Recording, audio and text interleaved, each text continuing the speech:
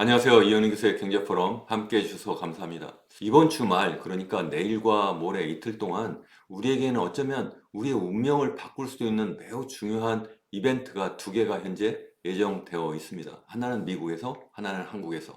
미국에서는 트럼프 대통령이 드디어 우리가 그동안 계속 정말 노심초사하면서 기다리고 있었던 전 세계를 대상으로 한 관세 전쟁을 본격적으로 시작하는 날입니다. 그래서 내일 새벽 5시에 미국 트럼프 대통령이 직접 관세 관련한 발표를 한다고 예정되어 있고, 또 금요일에는 우리나라의 대통령에 대한 탄핵 사건에 대한 헌법재판소의 최종 판결이 예정되어 있는 날이기도 합니다. 이 두 가지가 정말 매우 중요한 이벤트다. 모든 분들이 다 공감하실 거라고 생각을 합니다. 사실 저의 채널 이현우 교수의 경제 포럼과 관련해서는 한 가지 이벤트가 더 예정이 되어 있죠. 바로 금요일 저녁 7시 30분부터 독자분들을 모시고 절대 위기의 한국 경제에 관한 주제로 여러분들과 함께 세미나 또는 포럼을 갖기로 예정되어 있습니다. 그동안 많은 분들이 신청을 해 주셨는데 혹시 아직까지도 신청하지 못하신 분은 제가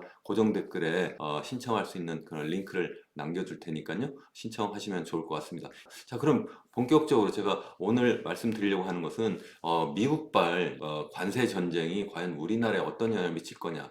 구체적으로는 환율과 관련한 말씀을 좀 드리려고 합니다. 자, 여기가 미국 백악관의 로즈가든이라고 하는 것이죠. 내일 우리나라 시간으로 새벽 5시경에 바로 여기에서 트럼프 대통령이 직접 기획을 해서 미국 해방의 날이라고 하는 그러한 행사를 현재 하기로 했습니다.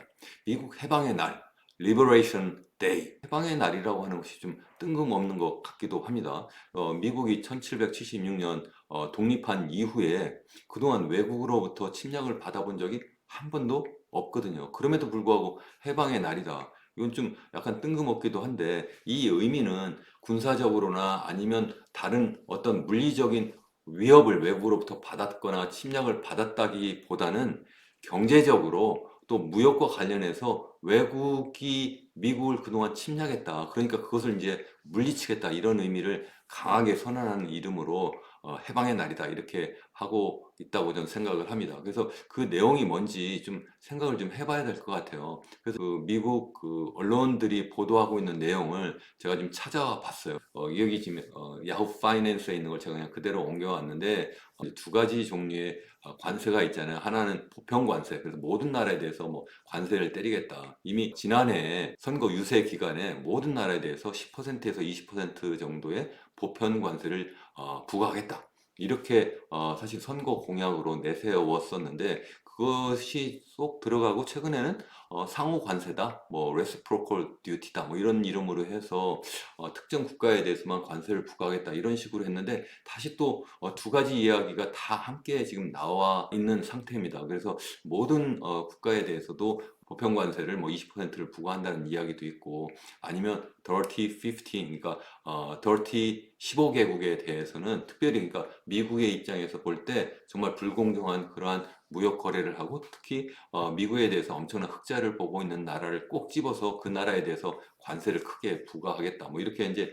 얘기를 하고 있는데, 그러한 내용이 지금 다 여기 포함이 되어 있는 걸로 이렇게 현재 보도가 되고 있습니다. 그래서 제가 한국말로 지금 번역했는데요. 이렇게 보시면 이 관세가 어쨌든 일단 모든 상품, 여기 보면 대부분의 수입품에 대해서 20% 관세를 부과하는 것을 일단 보좌진들이 일단 제안을 했다, 초안으로. 그렇지만 최종 결정은 트럼프 대통령이 할 것이다, 이렇게 현재 하고 있고, 이것 말고도 이미 뭐 자동차에 대해서는 25% 관세를 부과하겠다 이렇게 이미 했고, 또 뿐만 아니라 또 철강이나 알루미늄에 대해서 또 25% 관세를 부과하겠다고 했잖아요. 그러면 그런 거대로 계속 관세를 부과하는 것이 유효하다, 지금 이렇게 이야기를 현재 하고 있어요. 뿐만 아니라 지금 일단 4월 2일 이걸 발표하는 즉시 발효된다, 현재 이렇게 하고 있는 상태입니다. 이렇게 되니까 미국은 사실 미국대로 지금 크게 긴장을 하고 있어요. 전 세계가 긴장할 뿐만 아니라 미국도 지금 긴장을 하고 있다. 그래서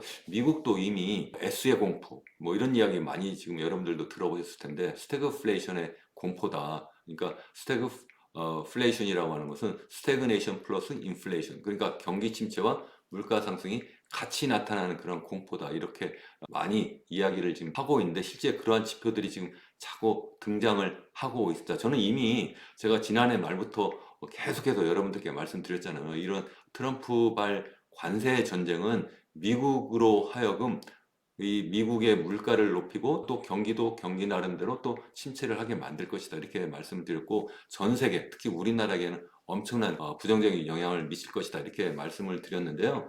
이게 여기 그림에서 보시는 게 뭐냐면 그 아틀란타 연준에서 발표하는 정말 실시간으로 발표하는 GDP 나우라고 하는 지표예요. 이거는 뭐냐면 이 GDP 통계 자료는 분기마다 이렇게 발표를 해요. 워낙 방대한 자료를 이렇게 모아가지고 그걸 어느 정도 이게 성장하는지 이렇게 발표하는 거기 때문에 실질 GDP 성장률은 일단 뭐 1분기 하면 예를 들어서 2025년 1분기 거를 하려면 이게 최소한 한 달, 두 달 뒤에 발표를 하거든요. 그러니까 너무 답답하잖아요. 어떻게 현재 진행이 되고 있는지를. 그래서 뭐 여러 가지 뭐 선행 지표 이런 것을 이제 여러 연구기관에서 발표를 합니다만 미국의 연준에서 발표한 GDP가 현재 어떻게 움직이는지에 대한 지표니까요. 이게 제일 정확하다고 생각하는데 2월 28일에 이걸 2.8%까지 마이너스 2.8%를 낮췄어요.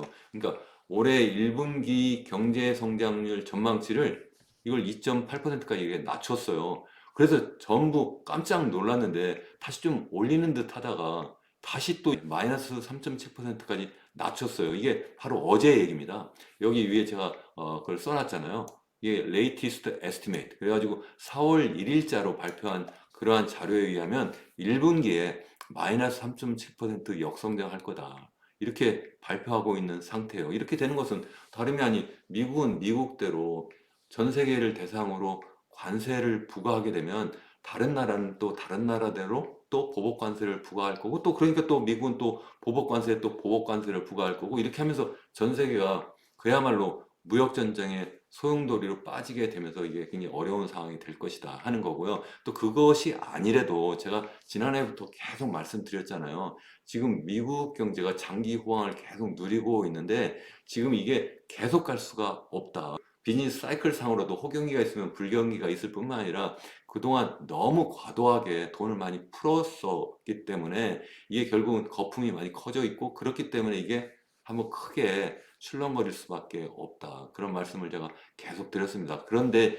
트럼프 대통령까지 등장하면서 관세 전쟁을 본격적으로 이렇게 벌리게 되니까 제가 지난번 영상에서 말씀드린 것처럼 이것이 1929년 세계 대공황을 불러온 그러한 이벤트와 너무 흡사하게 현재 진행되고 있다는 거죠. 그렇기 때문에 굉장히 심각한 상황이 미국에서도 전개되고 전 세계적으로 전개되고 또 우리나라는 더더욱 큰일이다. 제가 이렇게 말씀을 드리면 많은 분들이 그러면 도대체 앞으로 우리나라 어떻게 되는 거냐, 무엇을 봐야 되느냐, 또 그래서 어떻게 우리가 행동을 해야 되느냐 이런 말씀을 많이 하시는데요. 중요한 지표 중에 하나가 저는 환율이라고 생각을 해요.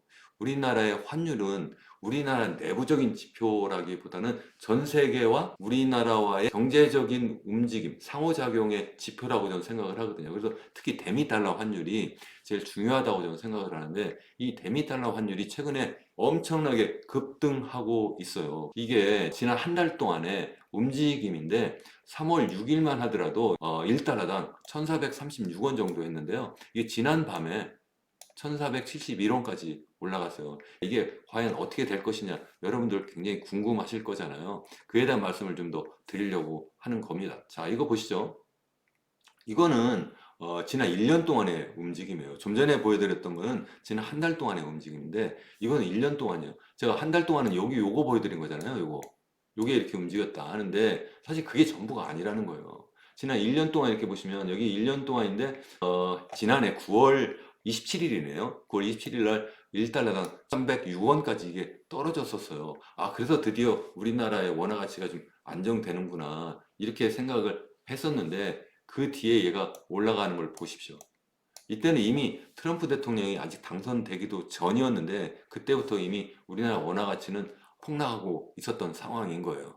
이게 다시 말씀드리기에 환율이 올라간다는 것은 달러가 강세가 되는 거고 원화는 약세가 된다는 거죠. 그래서 이게 또 이제 11월 초에 트럼프 대통령이 이제 당선된 이후에 더 빨리 올라갔다. 그러다 다시 또 이게 좀 지난해 말부터 제가 좀 떨어지는 듯 했는데 이게 다시 또 튀어 오르고 있다는 거예요. 그러니까 이게 다시 또 떨어질 수도 있지 않을까 이렇게 생각할 수도 있는데 그렇지 않다는 말씀을 제가 드리려고 해요. 이거 보시죠. 이게 달러 인덱스예요. 이게 지난해 11월 초에 여기 트럼프 대통령이 이제 대통령으로 당선된 즈음인데 그 이후에 달러 인덱스가 계속 이렇게 올라가잖아요.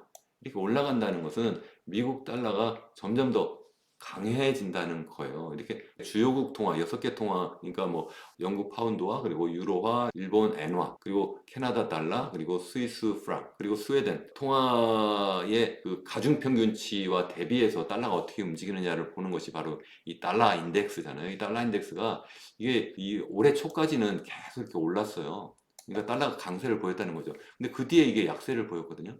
우리나라는 도리어 지금 올라가고 있잖아요. 이게 계속 떨어지는 것이 아니라 얘와 맞물려서 좀 떨어진다더니 우리 거는 계속 더 올라간다 하는 거죠. 그러니까 그만큼 우리나라의 경제 상황이 좋지 않다. 이것은 마치 올해 초에 우리나라의 주식가격이 잠깐 반짝했잖아요. 잠깐 올라간 듯 했는데 그러니까 많은 분들이 우리나라의 주식 가격은 앞으로 올해 이제 계속 올라갈 거야. 지난해 안 좋았으니까 올해 막 계속 좋을 거야. 이렇게 말씀하시는 그러한 경제평론가들도 좀 계시던데 저는 그렇지 않다고 제가 계속 말씀을 드렸잖아요. 우리나라 경제 상황은 지금 대내외적으로 너무 나쁘기 때문에 이게 주식시장도 굉장히 어려울 것이다 이렇게 말씀을 드린 바가 있었는데 어쨌든 환율이 다시 이렇게 지금 튀어 오르고 있다는 거죠. 이건 전 세계적인 통화와 정반대로 움직이는 거예요. 그러니까 우리나라의 통화 같지만 제일 많이 지금 떨어지고 있는 그러한 상황이라는 거예요.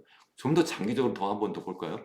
이게 보면 2020년 말에 2020년 12월 28일이죠. 그러니까 코로나 상황이 터지고 한 1년이 지난 즈음인데 그때 1달러가 1,058원이었어요.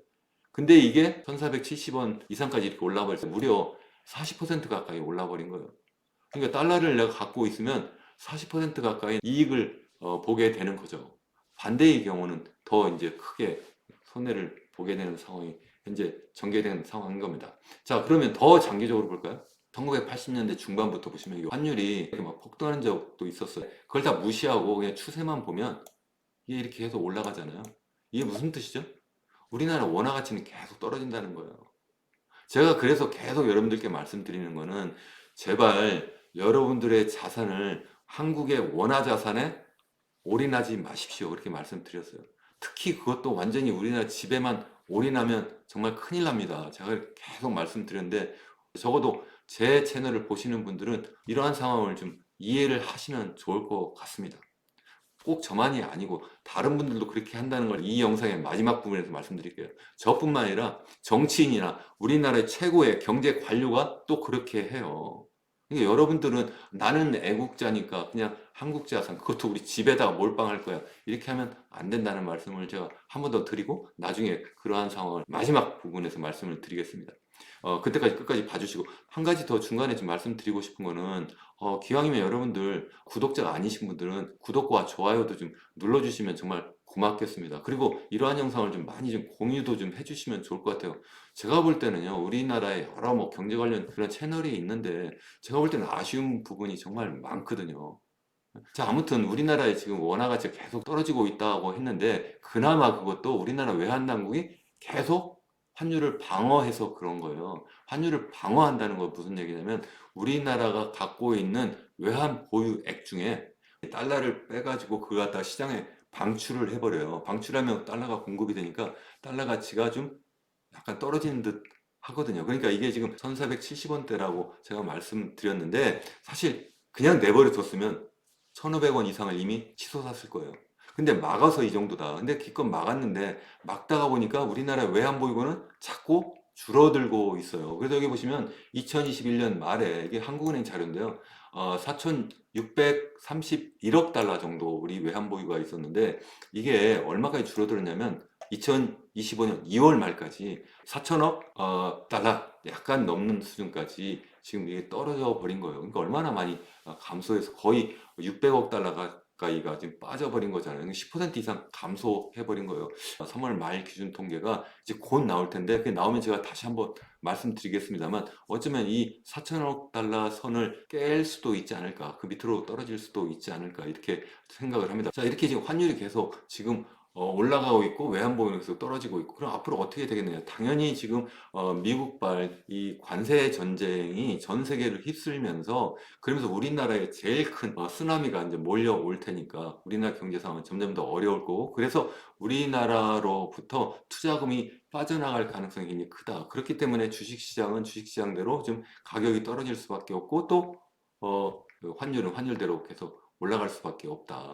이것은 외국 투자자가 우리나라에 들어와서 나가는 것뿐만 아니라 우리나라 사람들, 우리나라의 기업뿐만 아니라 우리나라의 여러 투자기관 그리고 우리나라 가게, 개인 투자자들이 다 해외로 빠져나간다는 거예요. 자, 여기에 최근에 그 고위공직자들의 자산 발표 내용인데요. 이게 제가 좀 특이해서 여러분들과 함께 보려고 가져왔습니다. 고위공직자의 이색 투자 해가지고 보니까 최상목 부총리 겸 기획재정부 장관이죠. 이분이 갖고 있는 자산 중에 보니까 이 국채를 한 4억 4천만 원 정도 본인과 배우자가 함께해서 갖고 있는데 미국채를 2억 원 정도 이렇게 갖고 있다는 거예요. 그만큼 이제 돈이 이제 빠져나간 거잖아요. 그러니까 환율을 방어해야 될 분도 우리나라에만 투자하지 않고 해외 자산, 그것도 미국 자산, 미국 국채에 투자하고 있다. 또 오세훈 서울시장은 더 적극적인 투자를 현재 하고 있는 것을 여기 볼 수 있어요. 오세훈 서울시장은 미국 빅테크 주식을 무려 29억 원어치 정도 갖고 있다. 그 내용이 보니까 뭐 엔비디아라든가 테슬라 여러분들 대부분 알 수 있는 기업들이죠. 또 브라질 국채도 한 3억 6천만 원 정도 배우자가 갖고 있다. 이렇게 하고 있는데 어쨌든 우리나라의 어떤 자산만 갖고 있지 않고 해외 자산을 많이 갖고 있다. 그만큼 정치인이라든가 아니면 이런 고위 공직자들 더군다나 우리나라 경제를 책임지고 있는 그러한 고위 공직자도 우리나라 자산이 아니라 미국 자산에 많이 투자를 하고 있다 하는 겁니다. 마침 이렇게 매일경제에서 분석을 해놨더라고요. 스트래티지의 무려 절반을 갖고 있어요. 마이크로 스트래티지라고 하는 게 원래 이름이었는데 최근에 스트래티지로 이름을 바꿨는데 오직 비트코인만 매입하는 기업이거든요. 그래서 지난해 이게 한 300% 이상 가격이 상승했어요. 주가가.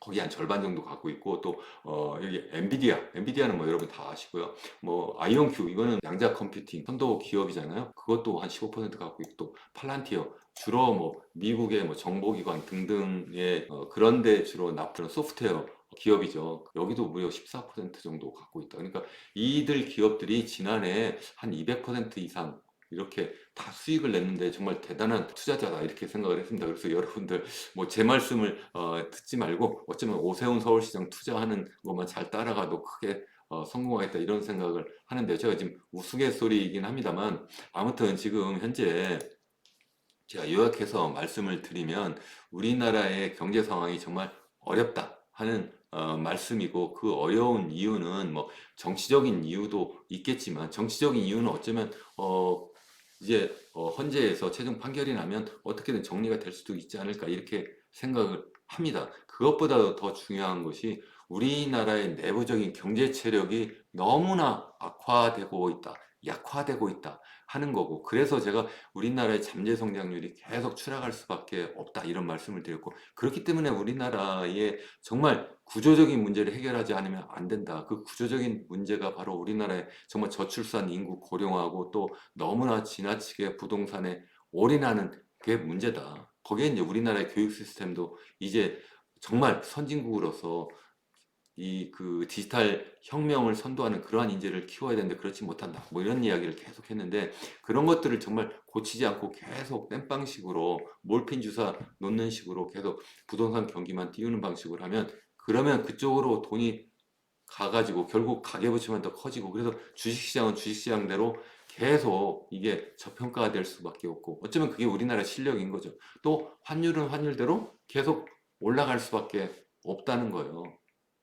그러면 여러분들 어떡하겠어요? 개인 투자자들의 입장에서 생각하면 당연히 나는 애국인이니까 나는 애국자니까 무조건 한국 자산에 몰빵 올인할 수 있을까요? 그렇지 못할 거라는 거죠. 제가 여러분들께 계속 이제 앞으로 전개되는 상황을 더 자세히 말씀을 드릴 텐데요. 여러분들이 우선적으로 봐야 될 지표가 좀 전에 자세히 설명드린 이 환율이다 하는 겁니다.